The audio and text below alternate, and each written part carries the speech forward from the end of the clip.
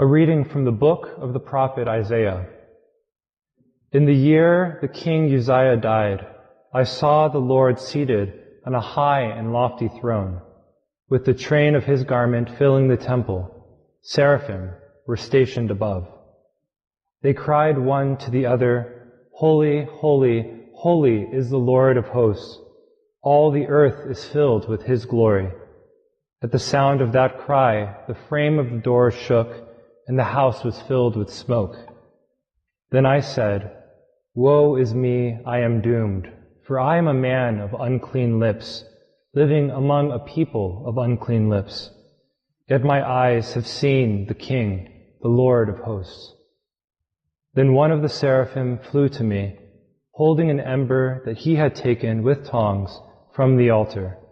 He touched my lips with it and said, See, now that this has touched your lips, your wickedness is removed, your sin purged. Then I heard the voice of the Lord saying, Whom shall I send? Who will go for us? Here I am, I said. Send me. The word of the Lord. Thanks be to God. The summer before I entered the order, I decided to do a victory lap with Focus and fly out to Florida to go to their new staff training for the summer.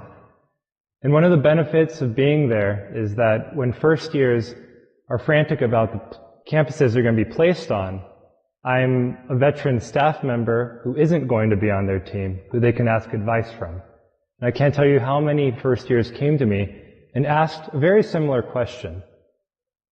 What would you, having worked for Focus for 2 years, tell someone like me who's going on their first year onto campus? And each and every time I gave them about the same answer. I reminded them, I said, remember, God is actively present in your ministry on campus. And though you may be on campus and you have no idea what you're supposed to do, remember that every single missionary that you meet today was once in your shoes, was once a first year. And here's the great secret, that no one knows what they're doing. But everyone grew in confidence that God was actively present in their ministry. So whether it was Focus or now as a Dominican friar, or really wherever our call to discipleship takes us, I think we all share this unclean lips experience that Isaiah speaks of. That why me moment. That earnest question when we turn to God and we say, do you know how much of a hot mess I am? But for me, I've had a lot of those moments in my life. But one in particular that really baffled me was when I first considered the priesthood.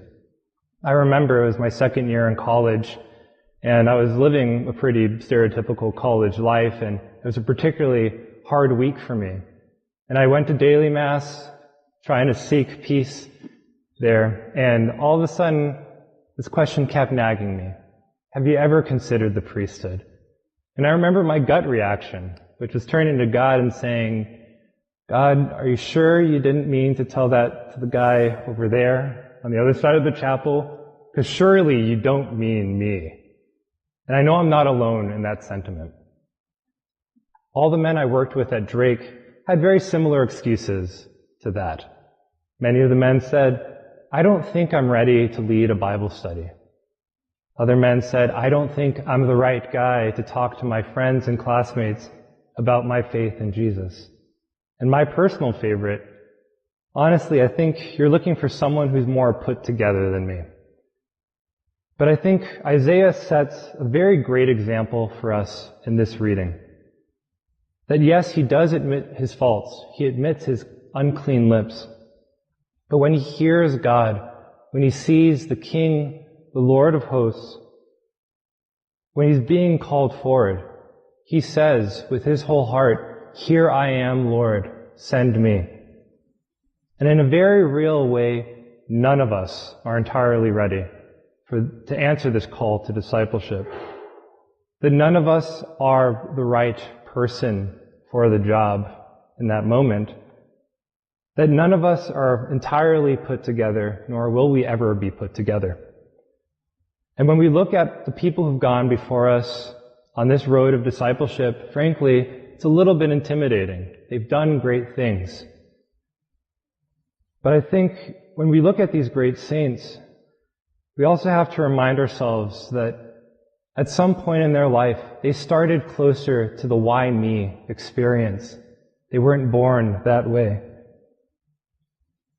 And I ask you, my dear friends, and all those watching on Preaching Friars, I earnestly ask every single one of you, what would our tomorrow look like if we echoed the words of Isaiah?